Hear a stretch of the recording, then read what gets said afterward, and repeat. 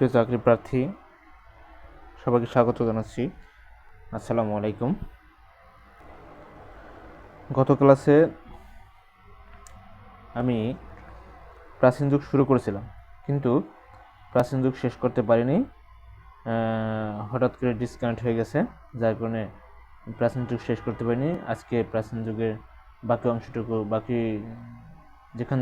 যেখানে শেষ করেছিলাম তার পর থেকে শুরু করছি। আমরা পড়ছিলাম চর্যাপদের আজকে পড়ব চর্যাপদের কবিগণ। এই আমরা গত ক্লাসে পড়েছি যে চর্যাপদের মোট কবিতা হচ্ছে 51টি, মতান্তরে 50টি।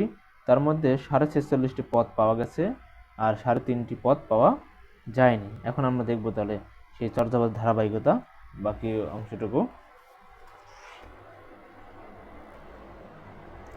তাহলে শুরু করছি বাকি অংশটুকু। সেটা হচ্ছে, এই চর্যাপদের কবি ছিলেন আপনার মোট 24 জন। কবি ছিলেন। 24 জন কবি ছিলেন, আর এই 24 জন কবি 46.5টি পদ রচনা করেছেন। এখন আমরা জানবো যে কারা কতটি পদ রচনা করেছেন। আর তার আগে একটু বলে নেই যে আসলে আমাদের যে পদগুলো আসলে পাওয়া যায়নি, সে পদগুলি কি কি বা কত নম্বর পদ পাওয়া যায়নি। সেটা হচ্ছে,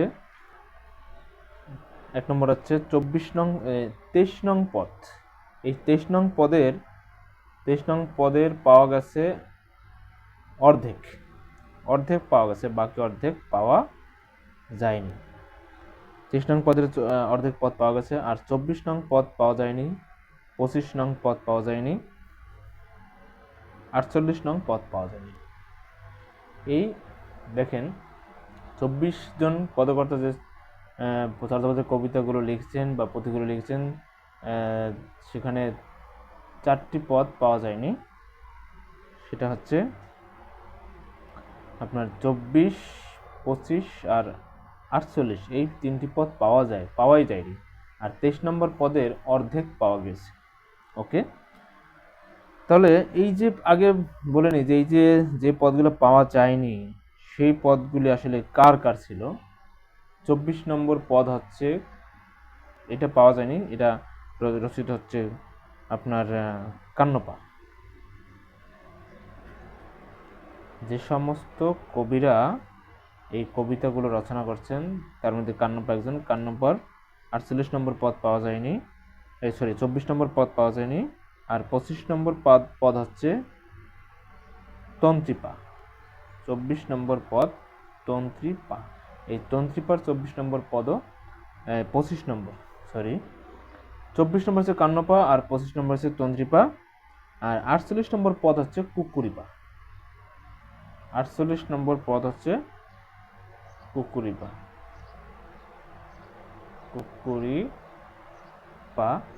এই 48 নম্বর পদ রচনিত ছিল কুকুরিপার, এই পদটিও পাওয়া যায়নি।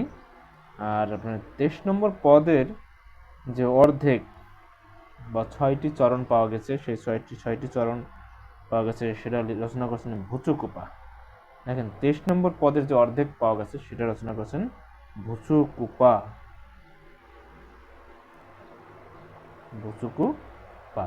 এই ভুচুকুপা রচিত 23 নম্বর পদ, তার পাওয়া গেছে অর্ধেক। এখন আমরা জানবো যে এই চর্যাপদের কবিদের নামগুলো। চর্যাপদের যারা রচনা করেছেন তাদের আমরা একটা ছড়ার মাধ্যমে, কবিতার মাধ্যমে আমরা আজকে জানবো যে আসলে কোন কোন কবি এই কবিতা রচনা করেছিলেন। দেখছেন, আমি সংক্ষেপে লিখব।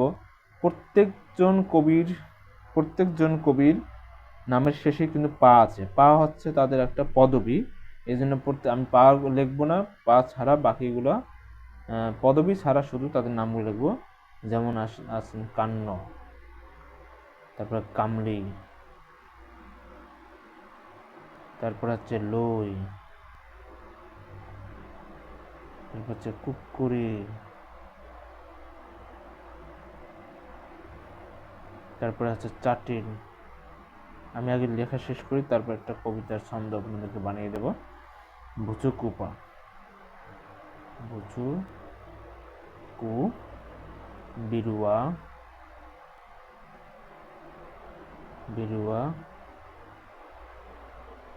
গুন্ডুরি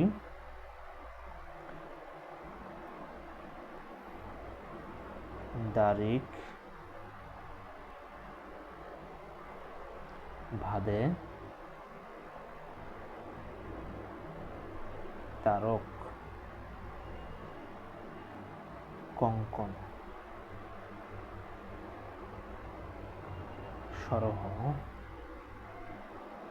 সরহ তারপর সবর বিনা ঢেন্ডন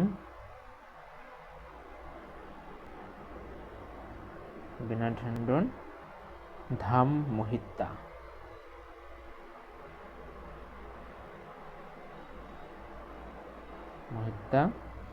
ডম্বি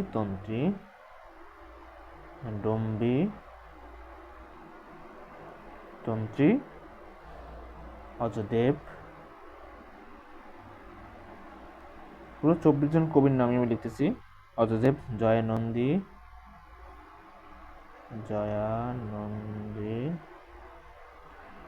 লারিডম্বি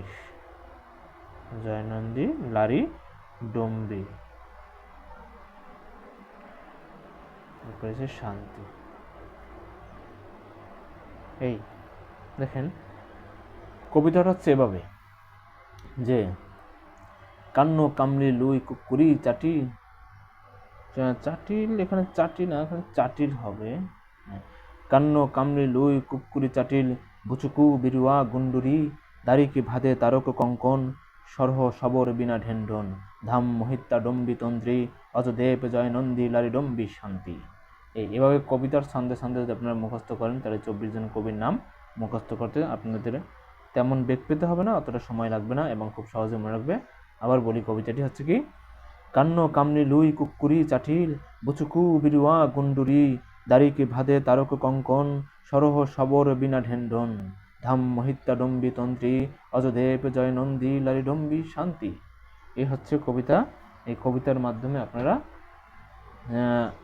কবিতার পড়ে তারপরে এটা মনে রাখবেন যে এই 24 জন কবির নাম কিভাবে মনে রাখা যায়। এখন আমি আসবো আসলে কারা কতটি পদ রচনা করেছেন সেটা বিষয়ে আসবো। এখন আমরা আসি তাহলে কারা কতটি পদ রচনা করেছেন। প্রথম হচ্ছে কান্নপা। দেখেন এই যে 24 জন কবি আছে, এই 24 জন কবির মধ্যে সবচেয়ে বেশি কবিতা বা বেশি পুঁথি রচনা করেছেন, লিখেছেন আমাদের এই একজন কবি, যিনি হচ্ছে কান্নপা, সবচেয়ে বেশি। আর তারপরে হচ্ছে ভুচুকু। এই ভুচুকুপা, এই দুইজনই সবচেয়ে বেশি। এবার কান্নপা রচনা করছে কতটি, আমরা একটু সিরিয়ালে চলে যাই। কান্নপা রচিত পদ হচ্ছে 13টি। কতটি? 13টি। কান্নপা রচিত পদ 13টি। এই 13টি পদ কি কি? 13টি পদ হচ্ছে, দেখেন, 7, 9, 10, 11, 12, 13, তারপরে 18, 19, 24, 36, 40, 42 ও 45। এই 13টি পদ কান্নপা রচনা করেছেন। কান্নপা পদ রচনা করেছেন, দেখেন 7 থেকে শুরু, মাঝখানে 8 নাই, এবার 9 থেকে শুরু একদম 13 পর্যন্ত সব কটা সিরিয়ালি আছে। প্রথম হচ্ছে 7 থেকে শুরু। কান্নপার পদ যে পদ রচনা করছেন সেই পদগুলো প্রথমে রচিত, সেগুলো হচ্ছে 7 নম্বর পদ, 7 থেকে শুরু আর মাঝখানে 8 বাদ, এরপরে 9 থেকে একদম 13 পর্যন্ত, তারপর আবার 18, 19, আবার 24, 36, 40, 42, 45। এই 13টি পদ তিনি রচনা করেছেন, কিন্তু তার পদ পাওয়া গেছে 12টি। তার 12টি পদ পাওয়া গেছে। কেন? আমরা আগেও বলেছি, কিন্তু এই 24 নম্বর পদ পাওয়া যায়নি, সেটা আগেই বলে দিয়েছি। তাহলে 12টি পদ পাওয়া গেছে। ওকে, এখন আমরা আসি ভুচুকুপা।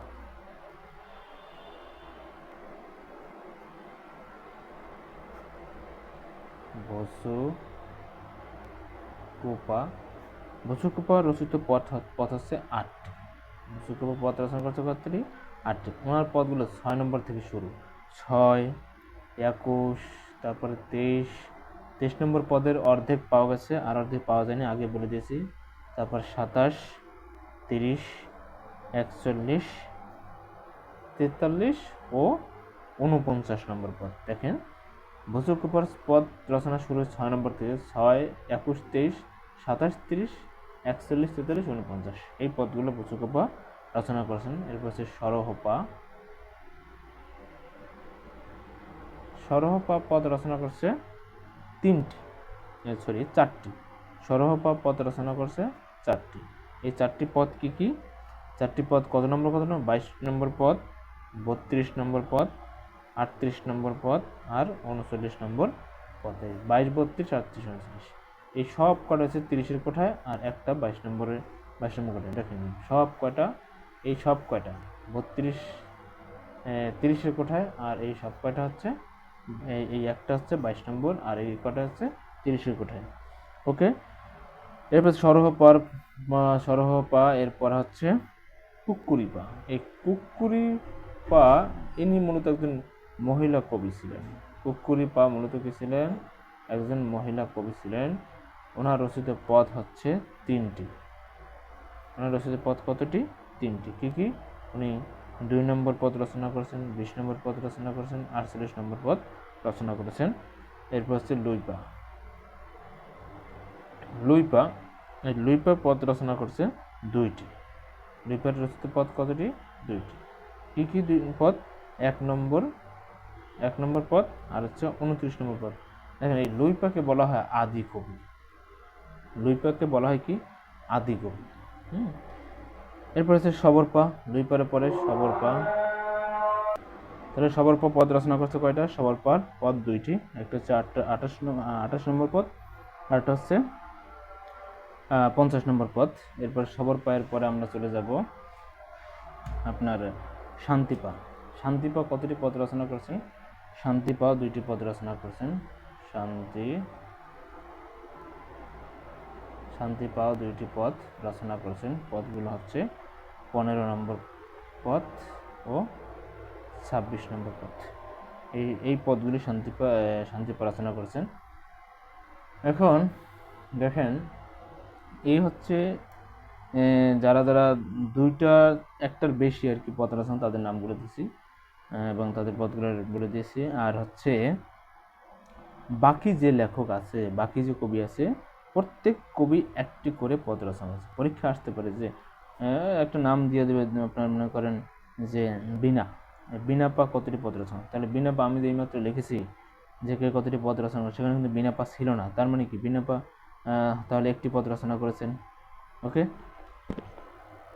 এখন আমরা দেখব যে কয়েকজন কবির যে কিছু পঙ্ক্তি আমরা এখন দেখব। প্রথম আমরা চলে যাই লুইপা। লুইপা কিন্তু 1 নম্বর এবং 29 নম্বর পদ রচনা করেছেন। তাহলে এই জন্য লুইপা 1 নং পদ যে রচনা করা হয়েছে, মানে করেছেন তিনি, তাই তাকে আদি কবি বলা হয়। আদি কবি কাকে বলে? 1 নং পদ রচনা করার কারণে, মানে প্রথম পদ রচনা করার কারণে তাকে আদি কবি বলা হয়। তাহলে লুইপার এই 1 নং পদটির যে দু একটা পঙ্ক্তি আমরা দেখি লুইপার। দেখেন উনি বলছেন কা আ তোর বর পঞ্চবি ডাল, কা আ তোর বর। এই লাইনগুলো কিন্তু পরীক্ষায় দিয়ে বলে যে এই লাইন কার, এই লাইন দুটি কার, বা নিচে পঞ্চ দুটি কার। কা তোর বর পঞ্চবি ডাল, এটাকে আপনি পাঞ্চবি ডালও বলতে পারেন। পঞ্চবি ডাল, কা তোর বর পঞ্চবি ডাল, চঞ্চল চিয়ে বৈঠা কাল। চঞ্চল চিয়ে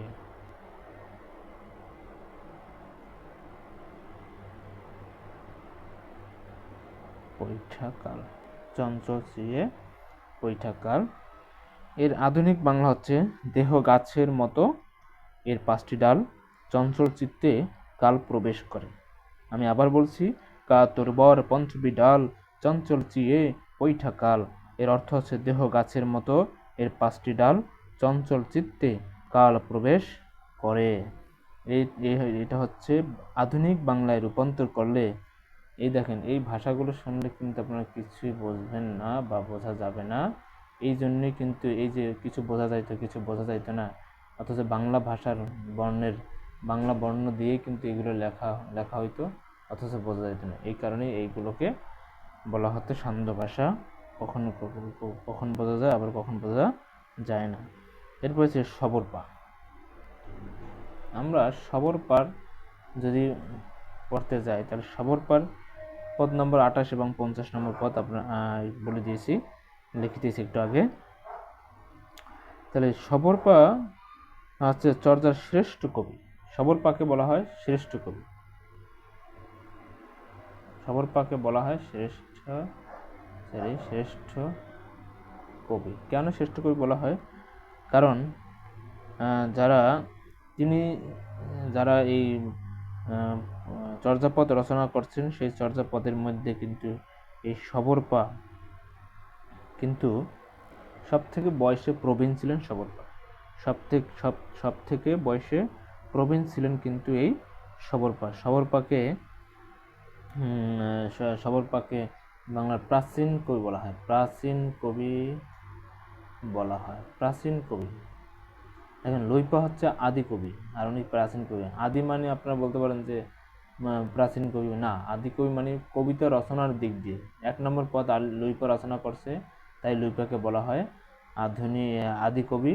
আর হচ্ছে আপনার এই সবরপা হচ্ছে যারা কবিতা রচনা করছে এই চর্যাপদের, তাদের মধ্যে সবরপা হচ্ছে সবচেয়ে বয়সে বড়, প্রবীণ, এই জন্য তাকে প্রাচীন কবি বলা হয়ে থাকে। ওকে, এরপরে সবরপায়ের পরে হচ্ছে আপনার আরেকটা তথ্য দিয়ে রাখি, হচ্ছে সবরপা কিন্তু নিজে বাঙালি ছিলেন। তারপর হচ্ছে ভুসুকুপা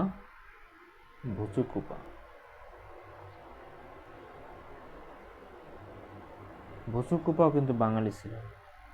ভুসুকুপা কিন্তু বাঙালি কবি ছিলেন। ভুসুকুপার আসল নাম হচ্ছে ভুসুকুপা হচ্ছে তার ছদ্মনাম, আর তার আসল নাম হচ্ছে শান্তিদেব। ভুসুকুপা হচ্ছে তার ছদ্মনাম, তার আসল নাম কি? শান্তিদেব। ভুসুকুপার আসল নাম শান্তিদেব। আর এই ভুসুকুপা রচিত 49 নংয়ের একটি 2টি পদ বা পঙ্গতি আমরা যদি লিখি যে আজি ভুচুকু, তিনি তার কবিতার মাধ্যমে নিজেকে বাঙালি পরিচয় দিয়েছেন। যেমন আজি ভুচুকু বঙ্গালী ভৈলি, আজি ভুচুকু বঙ্গালী ভৈলি, আজ ভুচুকু বঙ্গালী ভৈলি, বানানটা কেটে দিয়ে এটা আজ ভুচুকু বঙ্গালী ভৈলি, নি ঘরে নি চন্ডালে লেলি, নি ঘরিনি ঘরিনি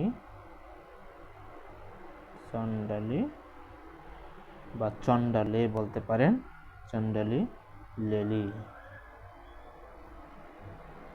আজি পুচুকু বঙ্গালী ভৈলি, নি ঘরিনি চন্ডালে লেলি। এর আধুনিক এ কথার অর্থ হচ্ছে যে আজকে এই ভুচুকু বাঙালি হইল, আপনা গৃহিণী তোর লইল চন্ডাল। এটার অর্থ হলো, আধুনিক বাংলা প্রকাশ করলে তার অর্থ দাঁড়াবে এটা, অর্থাৎ চন্ডাল স্ত্রী গ্রহণ করার বা বিয়ে করার কারণে তিনি বাঙালি হলেন। এরপর হচ্ছে কান্নপারে, যদি কান্নপা সম্পর্কে একটু তথ্য দিই আর একটু, সেটা আছে কান্নপা কিন্তু এর আসল নাম কিন্তু কান্নপা তিনি চর্যাপদের প্রধান কবি বা হলেও বা সবচেয়ে বেশি পদকর্তা হলেও তার কান্নপার কিন্তু আরও কয়েকটা নাম আছে, সেটা হচ্ছে কানুপা। তাকে কানুপা নামে কিন্তু বলা হতো, ডাকা হতো। কানুপা, কানুপা বা কৃষ্ণপাত নামে তিনি পরিচিত ছিলেন। এরপর হচ্ছে শান্তিপা। শান্তিপা এর প্রকৃতির নাম রত্নাকর। শান্তিপা, আমরা যদি আরেকজন কবির কথা বলি, শান্তিপা। শান্তিপায়ের আর একটা নাম আছে বা প্রকৃতির নাম হচ্ছে রত্নাকর শান্তি। প্রকৃতির নাম কি? রত্নাকর শান্তি, তার প্রকৃতির নাম রত্নাকর শান্তি। এরপর হচ্ছে সরহপা। এরা কি বলছি, সবরপা বলেছি না, তাহলে এখন সরহপা এর জন্মস্থান। এত কিছু আপনার লাগবে না আসলে, যে পর্যন্ত তথ্য আপনাদেরকে দিয়েছি এরপরে আর কোনো এরপরে তথ্য কিন্তু প্রয়োজন নাই। তারপরে সরহপায়ের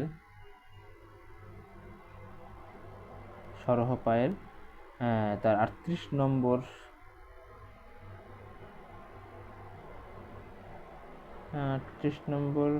পদের 38 নম্বর পদের দুইটি চরণ যদি আমরা বলি, সেটা হচ্ছে কা, যেমন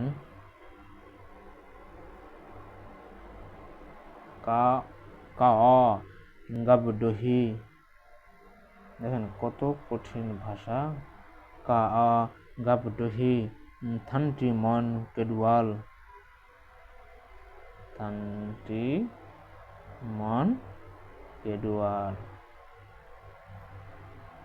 কা আ গাবডহি থানটি মন কেডুয়াল লদেনি কেডওয়াল সদ গুরু বনে, সৎ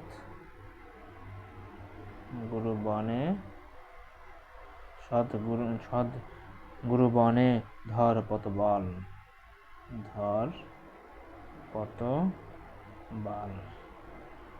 এটা হচ্ছে সরহপায়ের দুটি কবিতার চরণ।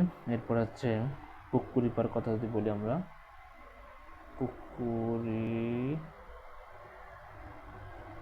কুক্কুরিপায়ের যদি কথা বলি, তাহলে কুক্কুরিপায়ের দুটি চরণ আমরা বলতে পারি। এটা 48 নম্বর পদ থেকে নেওয়া হয়েছে আসলে। কুক্কুরিপায়ের দ্বিতীয় পদ, এখান থেকে আমরা দ্বিতীয় পদ আসলে 48 নম্বর পদ বলে ভুল হবে। আমরা দ্বিতীয় পদ থেকে, অর্থাৎ 20 নম্বর পদ যা আছে দ্বিতীয় পদ, সেখান থেকে আমরা যদি একটু দুইটা চরণ লিখি তাহলে হবে কি, যেমন দ্বীপ সহি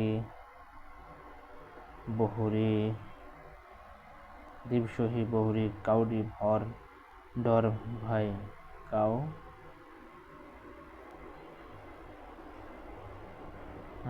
ভাই, দ্বীপ সহি বহুরি কাউডি ডর ভাই, রাতি ভইলে মারুত যায়,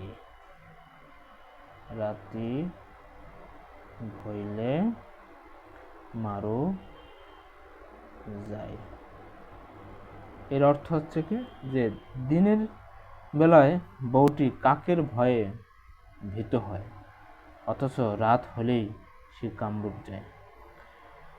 এরপর হচ্ছে যে কম্বলার রাম্ব পা, এনার যদি যেটা চরণ লিখি, এত পরীক্ষা আসবে না, তারপরও যদি আসে সেই জন্য লিখে দেওয়া আসলে।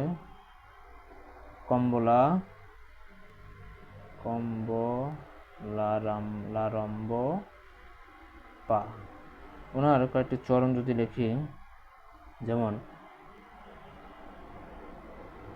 শোনে ভরিতি করুণা নারী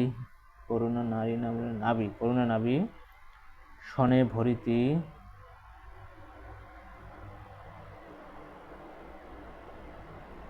করুণা নাভি,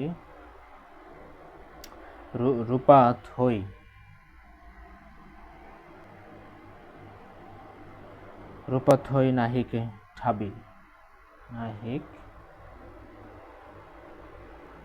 ঠাবি, বাহুতু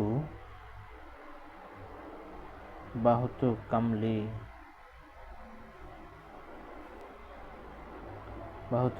গ আন উবেশে গেলিজাম,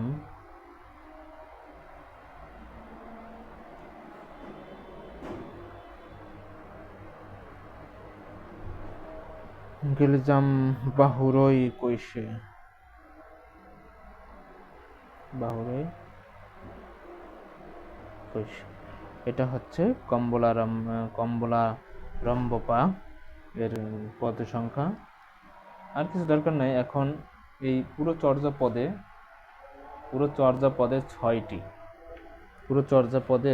6টি প্রবাদ বাক্য আছে। আমরা এখন সেই প্রবাদ বাক্যগুলো একটু দেখি। এই পুরো চর্যাপদে 6টি প্রবাদ বাক্য আছে। এখন আমরা সেই প্রবাদ বাক্যগুলো দেখি, তাহলে এই চর্যাপদ সম্পর্কে ধারণা হয়ে যাবে। এরপর আর কোনো কিছু দরকার নাই। আপনা মাংসে হরিণা বই, যেমন নাম্বার 1, আপনা মাংসে হরিণা, আপনা মাংসে হরিণা বৈরি।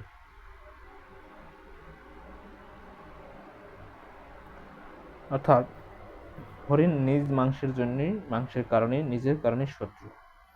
এটা নাম হচ্ছে এটা যে আপনা মাংসে হরিণা বৈরি। এই পদটি লেখছে ভুচুকোপা। তারপরে 2 নম্বর পদ হচ্ছে হাড়িতে ভাত নাই,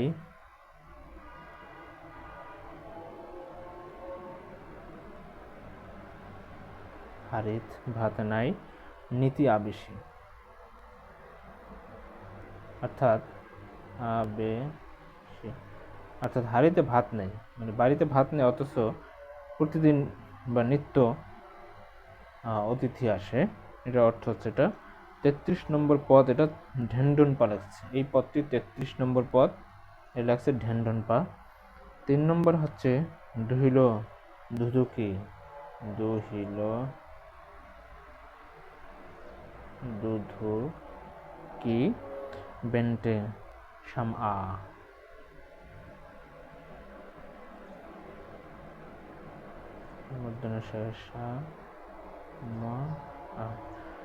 বেন্টে সামা অর্থাৎ দহন করা দুধ কে আর গরুর যে বাটে বা বান বলি আমরা, সেটাখানে আর ফেরানো যায় না।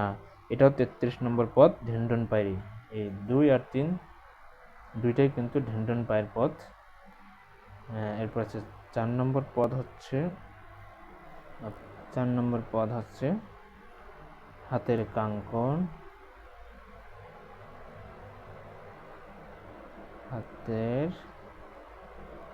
কাঙ্কন, মা লৌদাপন,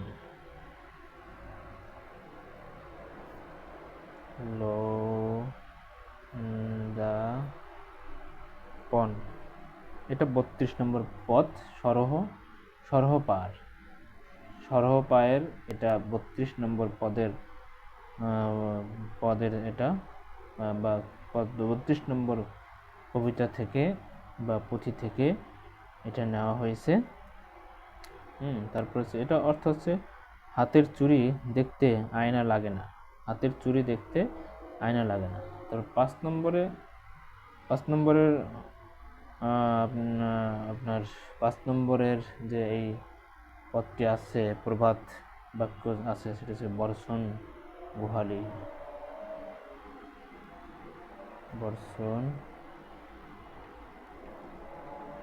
গুহালি কিমো দুণ্ঠ বলন্দে,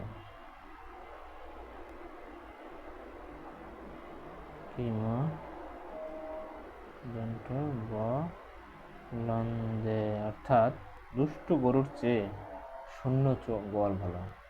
এর অর্থ কি? দুষ্ট গরুর চেয়ে শূন্য গোয়াল ভালো। তবে 6 নম্বর লাস্ট পদ হচ্ছে, আর এটা যদি কার পদ বলতে চাই, সেটা হচ্ছে এটা সরহপায়েরই 39 নম্বর পদ এটা। এরপরে 6 নম্বর হচ্ছে অনচাহন্তে আনবিন্ধা,